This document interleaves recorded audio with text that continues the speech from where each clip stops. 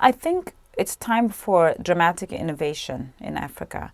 Africa tends to be viewed under the guise of this, what I call the four horsemen of Africa's apocalypse. And the four things being war, disease, poverty, and corruption. And unfortunately, that has meant that Africa has been held back and suffers from a serious negative PR problem.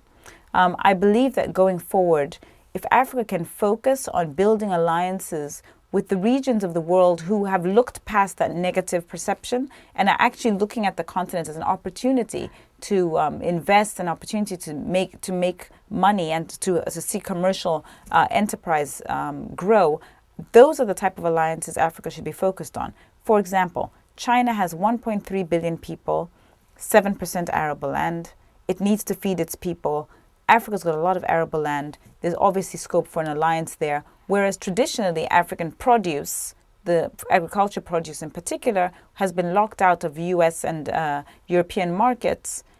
Here's a clear opportunity for African governments to find a relationship with a country that is very interested in African produce. So I think that there should be much more of that.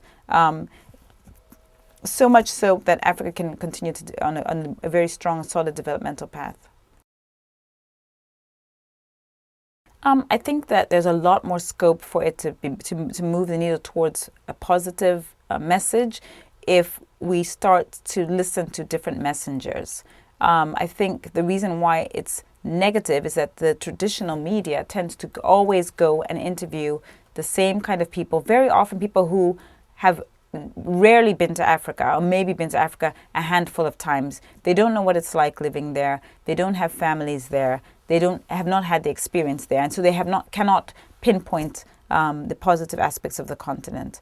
There are many positive things happening. Africa's got a female president. Africa has got, as I said, 15 stock markets now. It's shown some positive signs of growth.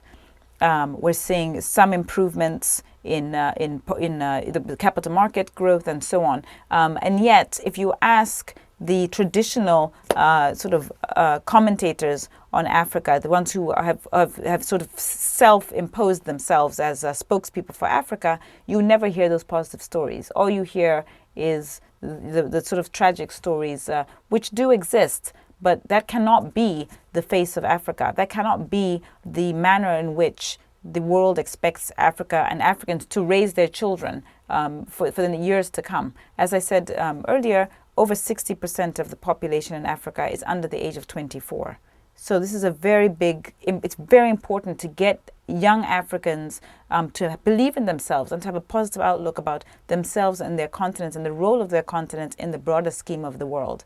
I do not believe that the NGOs and the celebrities and so on, the ones that are really the face of the debates thus far, have really made a concerted effort to make that message positive.